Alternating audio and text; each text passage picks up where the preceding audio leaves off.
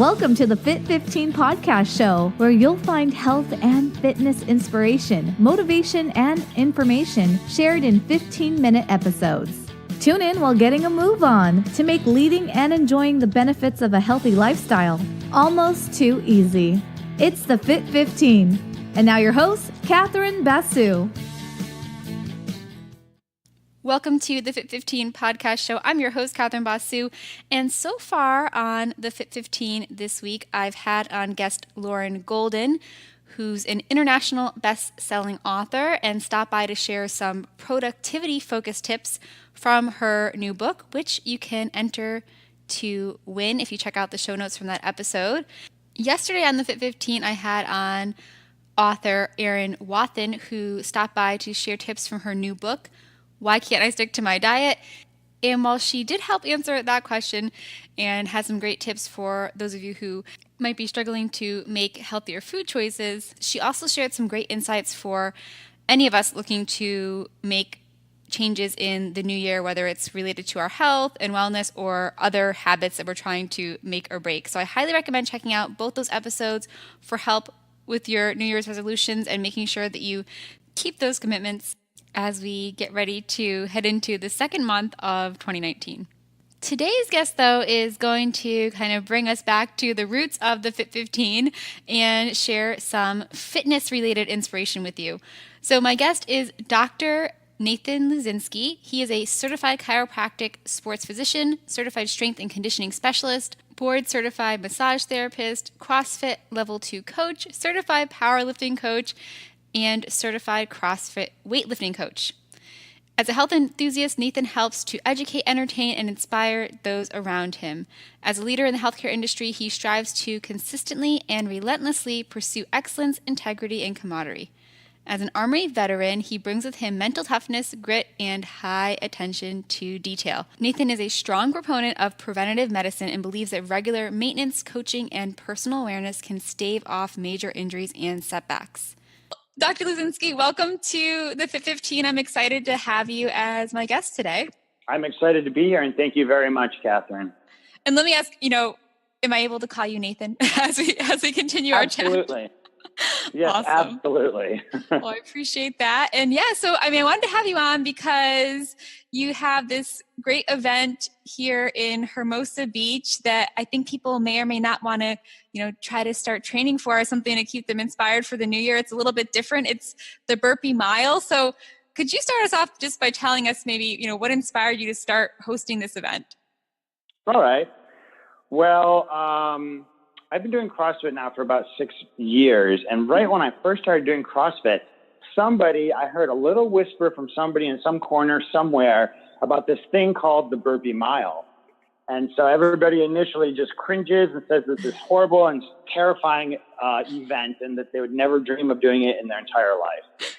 So naturally, I was drawn to it. So I went home and I kind of Googled around and I found that there was no structured Burpee Mile event. There are some Burpee Miles happening throughout the world, believe it or not. There's one in New Zealand. I saw one in England. There's a couple that happen in the U.S. on both sides of the coast, obviously. There's one in Florida. But I was like, you know what? This sounds like a really cool, challenging event. I want to make it happen. Mm-hmm. And so this was 2013. Mm-hmm. Or maybe it was 2014. And so I just kind of put the word out. It was actually a very cold, rainy day in December. And I actually had 8 people show up for it. I was like, wow, this is incredible. And this was before I started using tools like Facebook. Sure. And even word of mouth. So It's really evolved since that first year. But I just wanted to give somebody a new challenge. I love that. So if we're thinking about doing this Burpee Mile, wonder if you could clarify for us what a burpee is. I know sometimes there are different definitions of that. And then also what version or versions of it you would accept if someone's going to come out and do the Burpee Mile. That is an excellent question. And I want to turn this into a bigger question, and it's all about mindset. Okay. So that's one of the biggest challenges about the Burpee Mile is the mindset. So like I said before, people will hear just the name, the Burpee Mile, and then they'll say like, oh, hell no. So right away, their initial gut reaction is they're just going to check out. They're done with it. They want nothing to do with it. And then they start breaking it down like, okay, it's a burpee. Wow, these are two horrible things that I hate to do, so I'm not going to do either. So basically, going back to your question now, you can do any kind of variation of burpee that you could dream up in order to complete this event.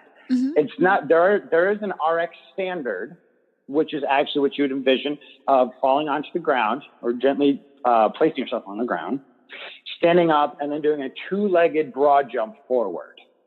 Okay. So any kind of infinite variation therein is also acceptable because it's not about the physical test necessarily, mm-hmm. although that's another huge component to it. It's about just getting out there and moving. Mm-hmm. So the people say, I hate burpees.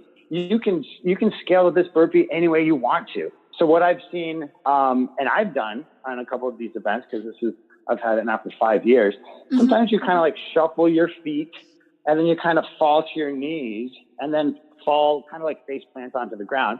You can stand up, shuffling your feet furthermore, and then mm-hmm. do a one-legged broad jump, and you cover a tremendous amount of space. Mm-hmm. So it's not like super strict where you have to fall forward and you have to do a two-legged broad jump and then complete the mile that way, although that is the RX standard. So any kind of scaled version therein, you could do one regular burpee with the two-legged broad jump, and you could walk 100 meters, and that's fine, and then do one more burpee.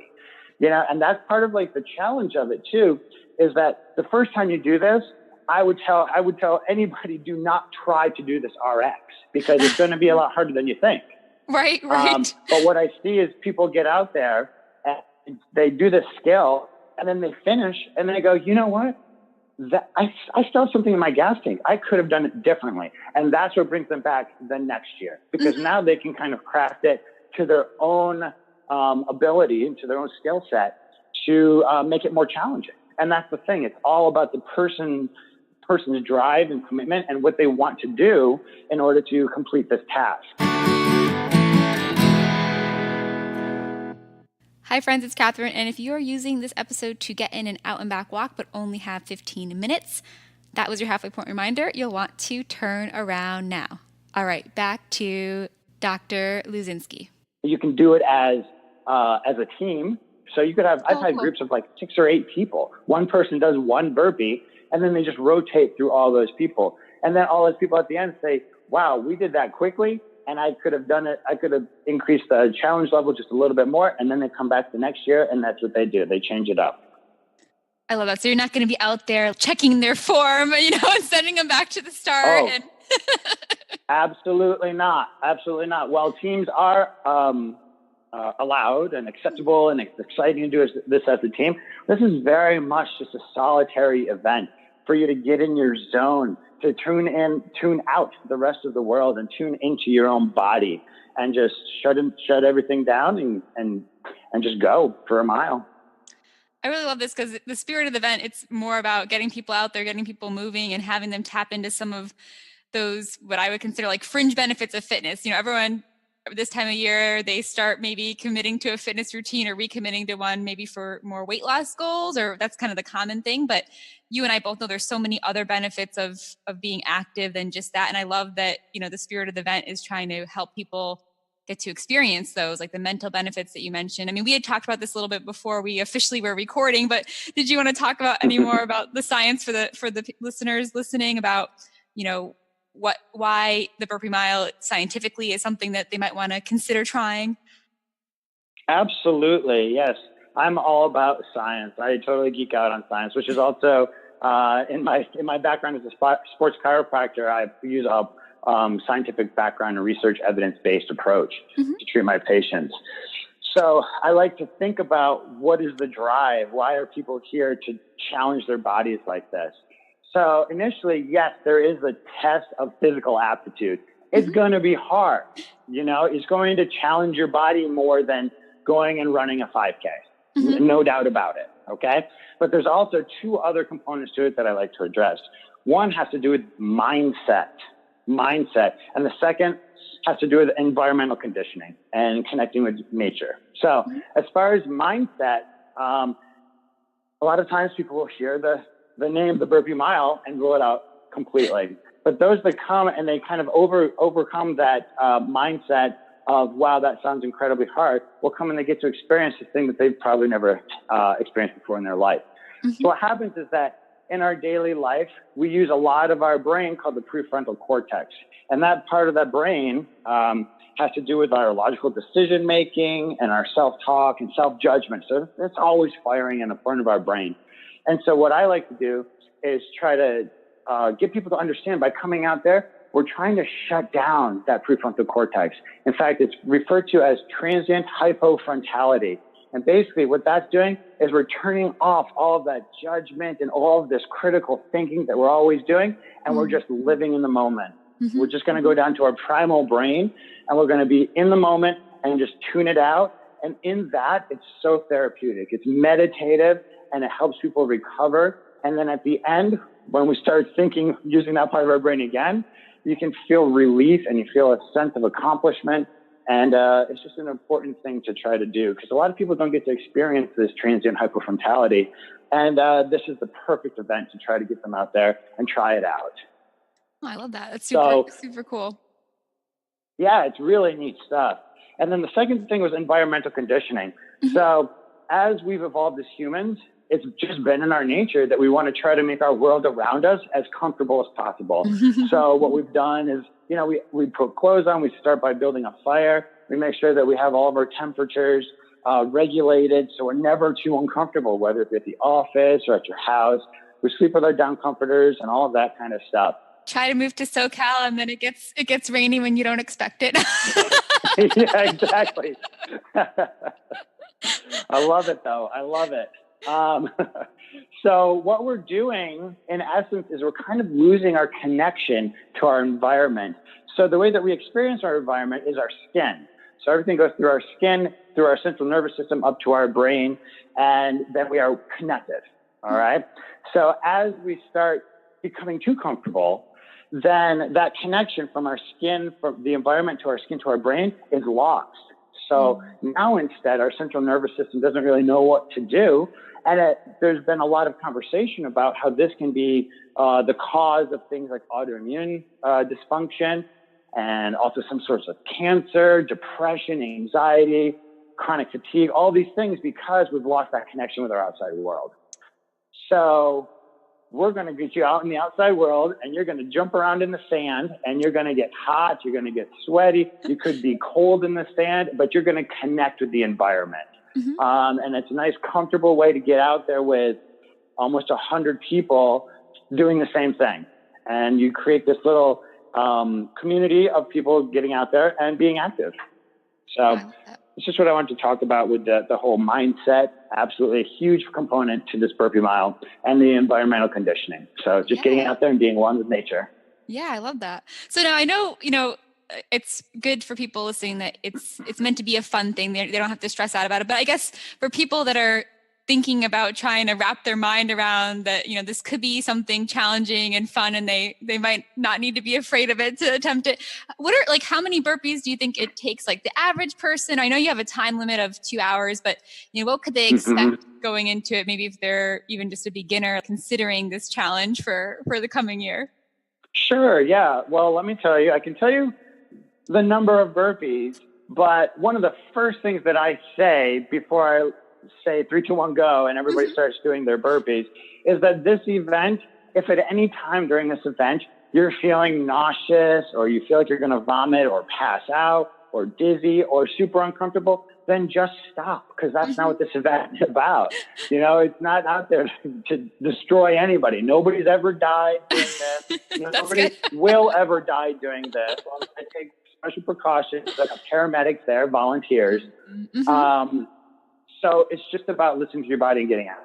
So as far as how many burpees it takes, I've actually done a little bit of math on this because a couple of years I tried to do a clicker and then the sand just destroyed the clicker. So that didn't work. Okay. And then also I'm like, okay, I'm going to count my burpees And guess what? Around, I don't know, 300, 400, 500, you kind of like get distracted and you just lose count. And then you're like, was this 595 or 495? And you just are like, ooey. So I just took the mathematical approach in that 1 mile is 5,280 feet. Mm-hmm. So if you have a person that is 5 feet tall, basically what you're going to do with this, as far as RX standards are, that I already covered, you kind of are standing up, you fall down to your knees, and then you kind of face plant in the sand. From there, you launch through your hands and bring your feet standing up back in that front position. And you do a 2-legged broad jump, which covers, I'm going to be generous with this, covers about 2 feet. Mm-hmm. So let's say a 5-foot person who follows their body length plus a 2-foot broad jump equals 7 feet. And that's 5,280 divided by 7 is 750 burpees. Wow. Okay. So it's a lot, but the time is not, you have a good amount of time to do it. Absolutely. So, I mean, that's a 5-foot person. So if we're going up to 6 feet, now we're covering 8 total feet with the 2-foot broad jump. And that brings it down to about 660 burpees. Now that means absolutely no shuffling in the sand, which is going to be allowed. If you want to do it, go ahead and try it out. Yep. So it's between, let's just say it's between like 400 and 900 burpees, which also sounds horrible, but it's not as bad as it sounds. Yeah, that number is a little bit discouraging. I would say maybe I shouldn't have asked that. I'm trying to encourage people here, right? But you also have a time limit of 2 hours. So maybe that's something people can focus on. How long does it take the average person to complete the Burpee Mile time-wise? You know what? Everybody was done by an hour and a half. We did 3 different heats this last December. Yeah. So our RX people went first, and then our teams went second, and then scaled went third, because scaled tends to be faster because you can walk, you can kind of do some lunges or anything like that. So yeah, for example, in 2017, it took me about an hour and a half, and that was with RX. Absolutely strict RX. Last December, it took me an hour and 3 minutes. Okay. So it's just about getting into that zone. I think my mindset was a little bit different because I was thinking about my prefrontal cortex and transient hypofrontality and just living in the moment and shutting everything else down. That's, big PR for the Burpee Mile there, though. Thank you. Well, I'm going to challenge myself next year. I think I'm going to try it with the 20-pound weight vest just to see how that goes. Oh, wow. So we'll see. So, I mean, that kind of gets us to a question too, like, do they need should they do any special training to prepare, or any equipment that they'd want to bring with them to the actual event? Great question. Now, I think that most people's general physical fitness would be enough to get you through the day. Absolutely. Because it's not a competition. It's not about who finishes first. It's about just finishing with everybody. So again, you're just getting out there and moving. And also, here's another good point too. You could go there, you could show up and be like, you know what? I'm going to do RX. This is it. I'm going to do my 2-legged broad jump. I'm going to be super strict about it. Well, you know what? Your plan could go right out the window at like a 1/4 mile, a 1/2 mile, when you turn around and you're like, oh no, I got so much further to go. Again, that has to do. So your mindset needs to be really dialed in, but it's okay, because you can do that. It's okay if you want to just switch it up and change it to scaled halfway through. That's fine, because it's just about completing the event. Okay, I have a quick question for you. So what does RX stand for? That's like just the standard. Yeah, that's a good question as well. It just means as prescribed. So prescribed, I say, fall down, stand up, 2-legged broad jump. Okay. Anything less than that would be called scaled. Got it. Doing it with a 20-pound weight vest would be RX plus. Got it. Okay, cool. I'm excited to share this with the listeners and maybe get out there myself in 2019. So you already have the date set, which is exciting. We said it was the first Saturday of December, which is December 7th, Correct. Right? So that's exciting. And, what is the cost of all this for people? What do they need to know about that? Well, here's the beautiful thing about it. My intention and it always has been, completely free. And my intention is to keep it that way forever, because the last thing that I want is another hurdle or another roadblock for people's mindset to say, why the hell would I get out there and pay $20, $30, or $40 to do this potentially horrible event? Sure. And so if it's no cost, then that's one less excuse. Yeah, I love that. Well, I definitely love your commitment to, wanting to inspire people to get out there and get moving. And, thanks so much for putting this on. And you even have, so it's free, but you also often will do some giveaways, some items for people that come out as well, right? So they can that could be the reward even for coming out. Absolutely. Yeah. And I've got a professional photographer that's out there. We'd make a video. My video for 2018 should be ready within the next few weeks. And so This year I was actually really fortunate. I was able to have some Burpee Mile sunglasses made, which are super cool. In years past, I've given out like stickers or magnets. I'm actually toying with the idea of adding a merchandise section to my website, theburpeemile.com, which would have like some t-shirts available, magnets, maybe water bottles, sunglasses, stuff like that. Oh, that's cool. Oh, that's awesome. Well, Nathan, it's been really fun learning more about the event, and you're here in the South Bay? Yeah, Hermosa Beach. And if people want to connect with you and maybe work with you potentially before the Burpee Mile comes up, what's the best way for them to get in touch with you and possibly work with you? Do you want to share a little bit about your business before we officially say goodbye for now? Excellent. My business office is at AIM Sports Medicine on Aviation Boulevard, and that's just aimsportsmedicine.com. And you can learn more about me and the rest of the amazing staff at AIM Sports Medicine. Super cool. Awesome. Well, thanks so much, Nathan. And, maybe I'll see you out there around in Hermosa Beach out in the rain today. I can't wait. I'm going to hold you to it, Catherine. Oh, I love it. Well, thank you so much for your time. Thank you. Have a great day. Yeah, you too. Thanks for listening to the Fit 15. For show notes and more, visit fitarmadillo.com/podcast. See you next time. Hi friends, it's Catherine. I hope you enjoy learning more about the Burpee Mile and are feeling inspired to sign up for that later this year. Maybe come pay us a visit in Southern California if you don't already live here. If you enjoyed the episode, I invite you to share it, maybe challenge a friend to come out and join you. And don't forget to leave a rating and review over on iTunes and Stitcher to help more people find the show. Before I leave, I wanted to mention two things that you might find interesting. One is a reminder, actually, of the fact that you can enter to win a signed copy of my guest from Tuesday of this week, Lauren Golden, her newly published book that is an international bestseller. So head over to the show notes, fitarmadillo.com/podcast. This will apply if you're listening January 2019. So apologies if that's no longer active, but there might be another giveaway happening. So just check out the show notes for that.